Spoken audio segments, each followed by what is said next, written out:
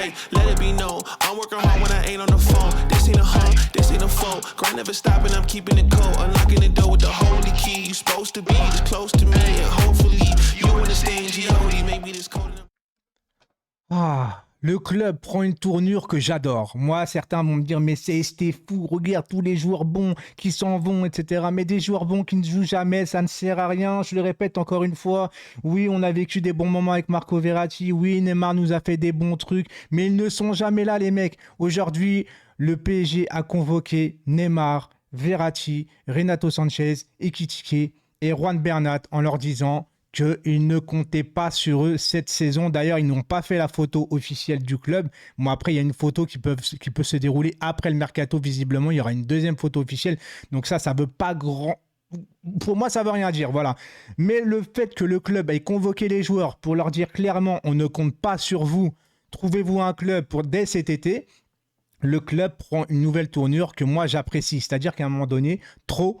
c'est trop. Que vous aimez Neymar, que vous aimez Verratti, moi, ça ne me dérange pas en soi. Et ceux qui vont me dire, encore une fois, mais il faut les remplacer, ces joueurs-là. Mais comment tu veux remplacer un joueur, de toute façon, qui ne joue jamais? Ça ne sert à rien. Tu vas remplacer un joueur qui jouait 35% des matchs dans l'année.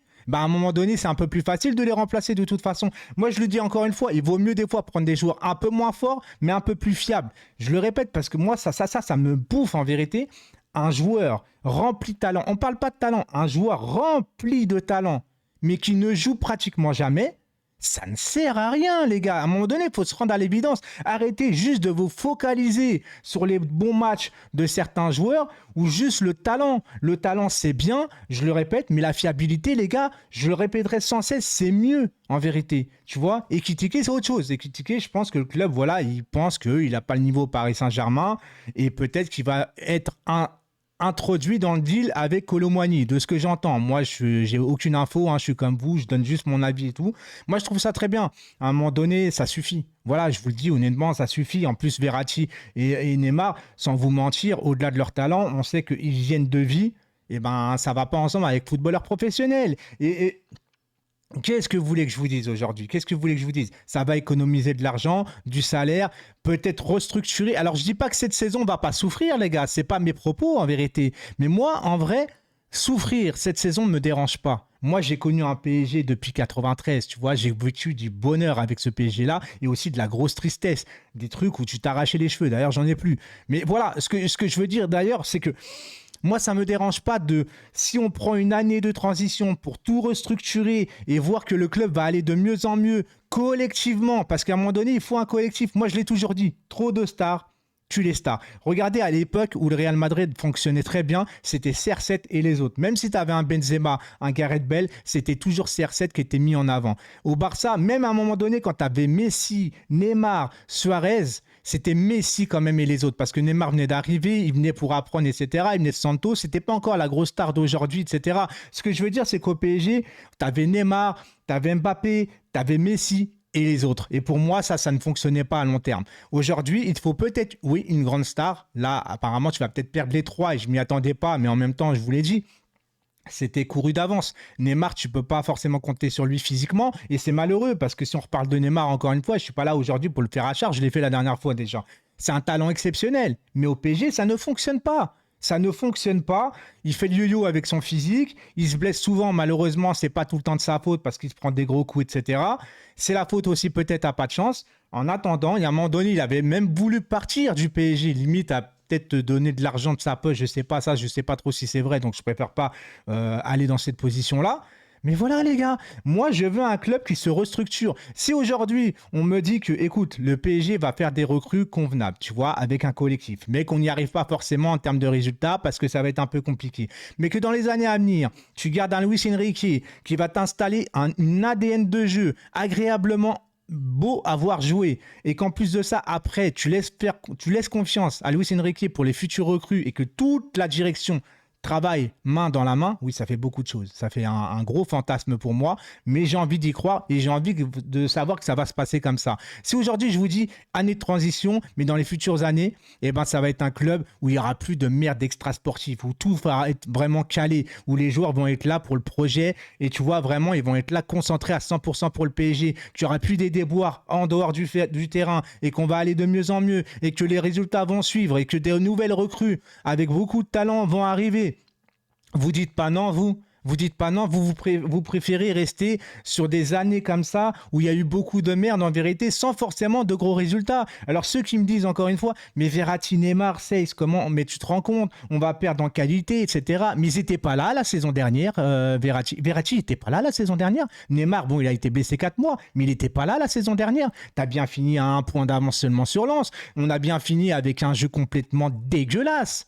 Verratti n'a pas été bon la saison dernière, quoi qu'on m'en dise. Verratti n'a pas été bon la saison dernière. Neymar, ça fait pas 6 ans qu'il est là. Mbappé, ça fait pas 6 ans qu'il est là. Oui, tu as fait une finale, mais ça t'a pas empêché de prendre la honte face à un Manchester B au retour, d'accord, au Parc des Princes. Ça t'a pas empêché de pas réussir à faire jeu égal avec Manchester City en demi-finale d'une Ligue des Champions où il n'y a que seulement, pour ma part, Di Maria qui a relevé le niveau. Pourtant, tu avais du Neymar, pourtant, tu avais du Mbappé.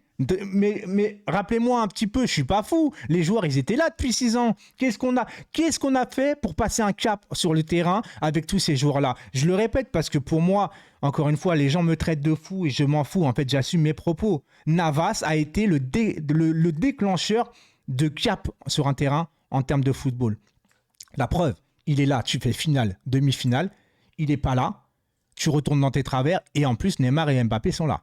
Donc à un moment donné, le joueur avec un truc commun pour la réussite sur un terrain, c'était Navas. Quoi qu'on en dise, mais Navas, tu comprends, c'est pas bankable, c'est pas le mec des réseaux, c'est pas le mec qui fait rêver. Forcément, tu payes pas un billet pour aller voir Navas sur un terrain de football. Ce que je veux dire par là, tu payes des billets, tu allumes ta télé pour voir des Neymar, des Mbappé, et ça, je peux comprendre. Mais encore une fois, les gars, là, je parle vraiment pour les supporters du PSG, pas pour les supporters de joueurs, parce que les supporters de joueurs, ils vont suivre le joueur. Tu vois ce que je veux dire? C'est pas grave. En tant que supporter du PSG, pensez à votre club.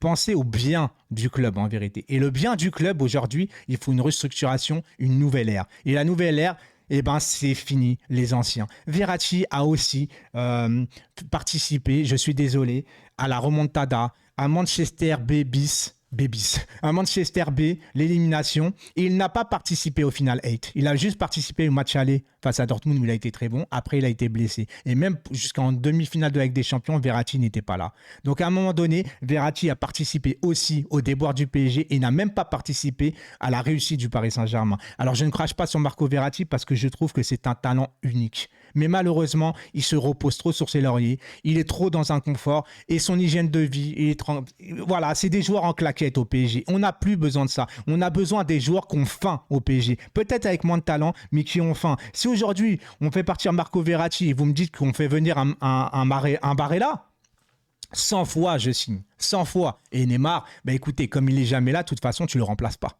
De toute façon, tu ne le remplaces pas. Donc voilà, pour moi, c'est une bonne nouvelle pour le Paris Saint-Germain. On verra comment que ça va aller, etc. Et pour ceux qui me disent, mais c'est l'équipe et tout ça, ça vient juste de l'équipe, c'est une rumeur. Regarde, papa Neymar a parlé. Parce que vous, alors moi, certes, je ne fais pas confiance à l'équipe, mais parce que vous allez faire confiance à papa Neymar. Vous avez vu le reportage sur Neymar? Vous avez vu comment il est son père? Vous voyez bien que c'est un accro de la thune, le père à Neymar. Vous croyez lui, Neymar, je pense pas qu'il a envie d'aller en Arabie Saoudite. Mais tu crois que le papa Neymar, il va pas pousser pour emmener son fils en Arabie Saoudite? Mais les gars, arrêtez de croire. Genre, un joueur ou un père de famille, un agent parle, faut le croire. Mais ils sont dans leur intérêt de parler, les gars. De toute façon, à chaque fois, dans le monde du football, dans l'histoire du football, à chaque fois qu'il y a eu un démenti, c'est pour préparer un départ. Et je vous le dis honnêtement, dans l'histoire du football, vous l'apprendrez à maintes et maintes reprises. Quand un joueur dément, c'est qu'il n'y a pas de fumée sans feu, tout simplement. Ciao, ciao, et allez Paris.